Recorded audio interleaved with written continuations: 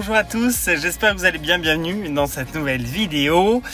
Aujourd'hui je vous retrouve, alors il y a beaucoup de sujets qui vont arriver au fur et à mesure que je découvre la voiture, au fur et à mesure que tout en fait. Le sujet de la vidéo aujourd'hui ça va être le MCU. Alors le MCU, pour ceux qui ne savent pas, c'est l'écran central de la Tesla, notamment sur la S et la X, c'est l'écran central plus, hop, comme vous savez, le petit écran juste devant. Alors pourquoi je vais en faire un sujet aujourd'hui rapide, plus ou moins, c'est pour vous expliquer ce qui m'arrive entre guillemets. Donc vous n'êtes pas sans savoir que chez Tesla ça évolue rapidement, très rapidement, trop rapidement peut-être même.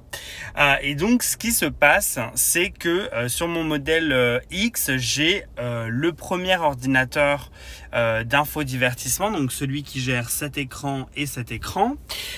Et donc ce qui se passe, c'est qu'il est aujourd'hui très lent. Il a été mis à jour depuis, il y a eu un 2 ou un 2.5 et puis il y a le nouveau.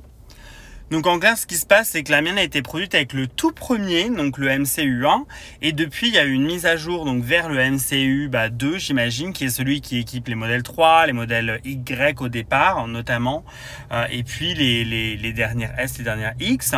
Puis là encore tout dernièrement, récemment, ils ont mis à jour avec le processeur AMD Ryzen, où là c'est encore un autre niveau d'ordinateur.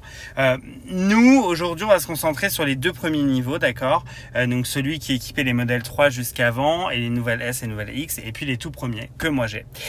Donc j'ai le tout premier. Pourquoi ça ne va pas? Je vais vous montrer tout de suite. On va passer de l'autre côté, je vais vous tourner la caméra. Donc le MCU1 en fait est très lent, c'est à dire que tout ce que vous allez faire sur l'interface va être très lent. Par exemple, je vais pincher comme ça, vous voyez, ça va mettre énormément de temps à récupérer la data, la décompresser. Vous voyez, c'est très lent à faire. Pour ceux qui ont le modèle 3, je pense que vous vous rendez compte de la différence de lenteur.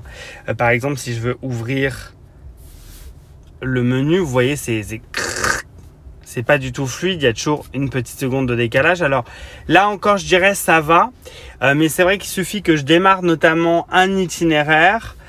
Et là, ça devient déjà plus compliqué. Alors, vous voyez, on va essayer de démarrer un itinéraire. Donc là, vous voyez que la carte d'air n'est toujours pas chargée. Je peux démarrer l'itinéraire. Voilà, donc là, il est relativement court. Boum. Vous voyez que la carte n'est pas chargée. En fait, le MCU est très lent et il a en plus un deuxième écran à gérer. Donc, il a ce petit écran-là à gérer et le grand. Donc, il y a plusieurs soucis. C'est qu'il est lent. Mais c'est surtout que vous le voyez, il capte très mal la 4G. Et en fait, bien souvent, alors qu'il affiche 4G en haut et qu'il est connecté, il ne récupère pas de data, il ne récupère pas de données. Et donc en fait, quand je suis en mode navigation, j'ai un petit message qui me dit par exemple que je n'ai pas les infos trafic en temps réel, ou je ne peux pas écouter de musique via Spotify parce que effectivement l'interface ici, il n'y a pas de problème, elle va s'afficher, mais il n'y aura pas moyen de lancer des titres. Il va me dire erreur de connexion, erreur de réseau. Donc ça, c'est un vrai problème en fait, parce qu'effectivement sur les vidéos que j'ai pu voir, effectivement c'est lent. Vous voyez, c'est lent. Ici à l'arrêt ça marche, à la conduite une demi-seconde sur un écran en fait c'est dangereux, honnêtement je vous l'avoue. Effectivement à l'arrêt c'est lent, mais bon ça fonctionne, mais une demi-seconde sur la route quand il s'agit de cliquer sur un truc et d'attendre que ça s'affiche ou voilà.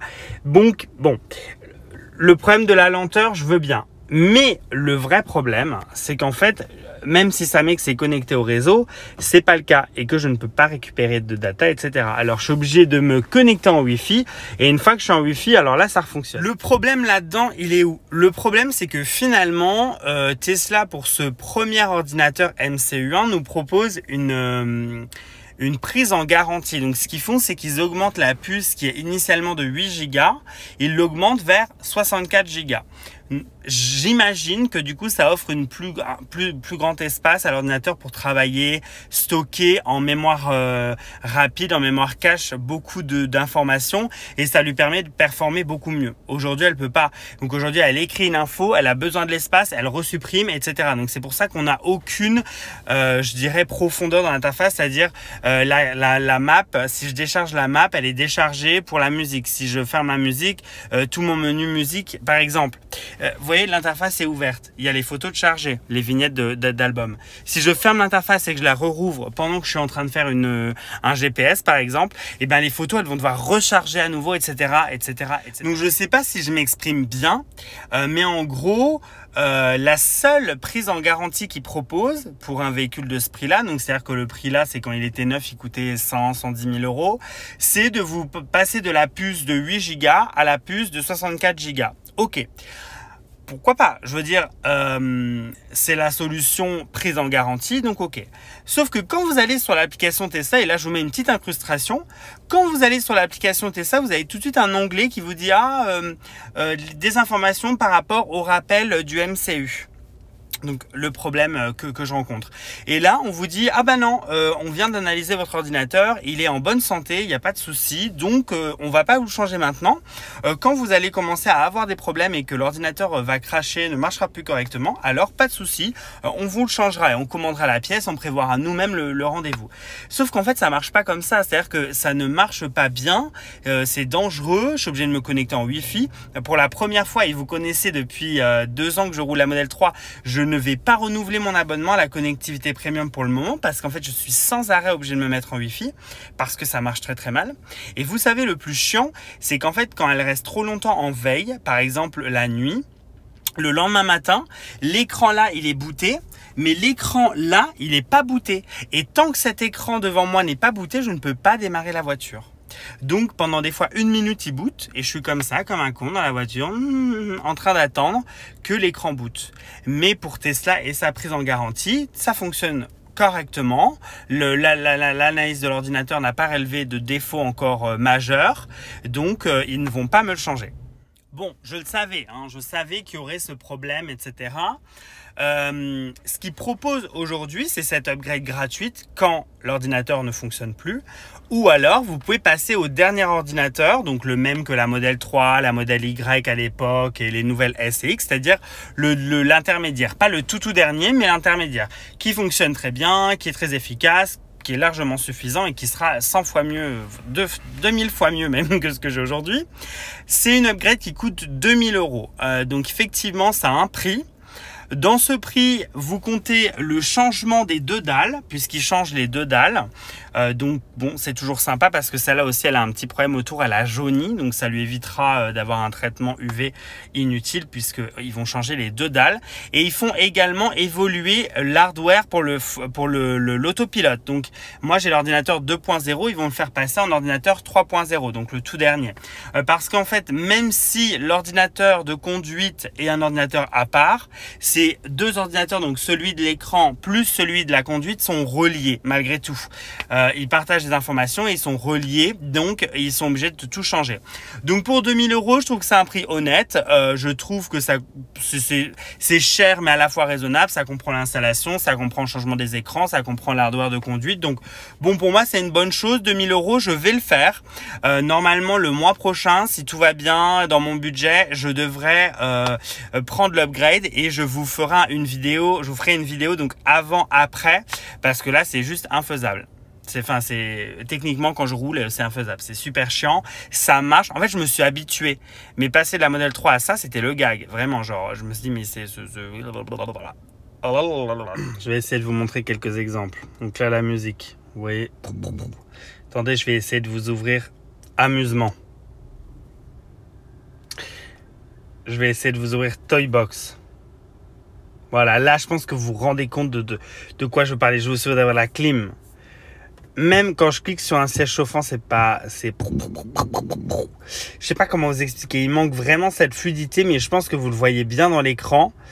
Alors, le navigateur web, tiens, là on va bien rire. Oh là là, j'ai cliqué sur l'icône, je précise. Wow. Le canular.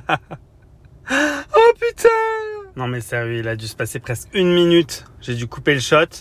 Alléluia. Voilà, enfin vous avez compris le truc, c'est que ça marche effectivement très très mal. Bon, c'est pas dramatique en soi, je veux dire l'ordinateur en soi fonctionne, mais il y a quand même beaucoup de bugs et c'est absolument pas agréable. Alors notez que par contre l'ordi là ne bug pas du tout. C'est que de l'affichage, mais vous savez, je vous avais montré, vous pouvez quand même modifier, etc. Les petites icônes. Donc on va dire que bon, au moins il y a ça. Mais celui-là, c'est... Regardez le temps que ça va mettre à rafraîchir.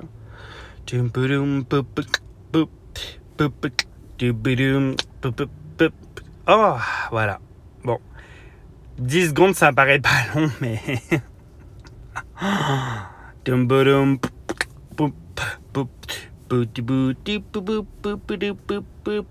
Voilà. Bon. Je pense qu'on a compris là où je... En tout cas, c'est un peu tout pour la vidéo d'aujourd'hui. Je vais vous tenir au jus. En fait, je découvre des choses que j'aime pas, des choses que j'aime. Je pense que ça, c'est vraiment la seule chose que j'aime pas. Je le savais, mais ce que je ne savais pas, c'est à quel point ça a bugué et à quel point c'était inutilisable. Que ce soit lent, ok, mais inutilisable, c'est autre chose. Donc là, vous savez, aujourd'hui, on est le 25. Je vous avais dit que je devais être en service pour changer tout ce qui a changé. CF à la vidéo de la semaine dernière. Mais en fait, ils n'avaient pas de véhicule de prix et j'ai bien fait de leur téléphoner pour leur demander avant, enfin leur envoyer un SMS. Donc, mon rendez-vous, c'est le 4 avril, finalement. Donc, du coup, on se donnera rendez-vous un peu plus tard pour les news par rapport aux réparations. Voilà, merci à tous. Dites-moi en commentaire ce que vous en pensez. Continuons le débat comme d'hab dans les commentaires. Discord, Instagram, Twitter, blablabla en description. Moi, je vous fais des gros bisous. Je vous remercie de me suivre. Je vous remercie à toutes les, 500 personnes qui se sont abonnées là ces derniers jours. Merci à tous. Un gros bisou. À la prochaine dans de belles aventures. Et on se dit, voilà, à très vite.